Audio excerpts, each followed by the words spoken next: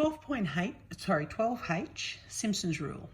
Now, Simpson's rule we use to estimate integrals, definite integrals.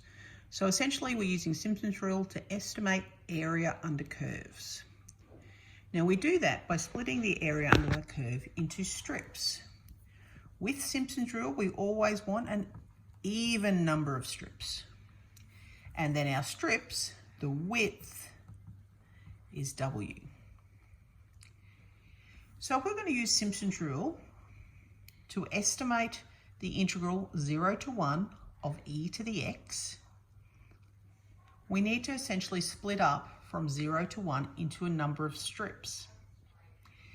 The question doesn't specify how many strips to use.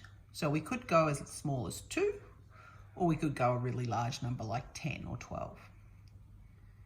If it doesn't specify, I tend to go about 4. Some questions will specify how many strips you use. Some questions will tell you what the width of the strips are. So that will indicate how many strips. This one doesn't, so I'm going to go with 4 strips. So then the width of my strips, I'm only going from 0 to 1. So if I'm breaking that into 4, that's a quarter, or 0.25. Now I'm going from 0 to 1, so I need to go from e to the 0, because e to the x is my function I'm using, e to the 0.25, e to the 0.5, e to the 0.75, e to the 1. They're my different values of x I'm using. So right across there, they're the 5 I need. Now, these are my endpoints. Now remember, we talked in class where we talk about this being 0, 1, 2, 3, 4. My endpoints are my x in my rule. My odd will be the 1 and 3, and my even will be the 2.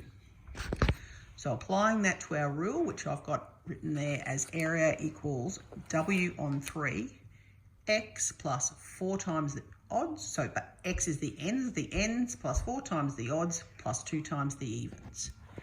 So when we split it out and we're going from our boundary of 0 to 1, they're our 2 ends.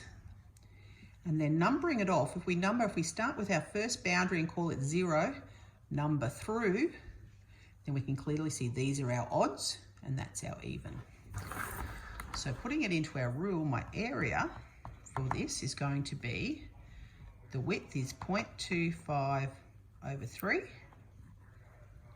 My ends, which are e to the 0, which is just going to say 1 plus e, they're my ends, plus 4 times my odds, so 4 times e to the 0.25 plus e to the 0.75 plus 2 times my evens, and my even is e to the 0.5.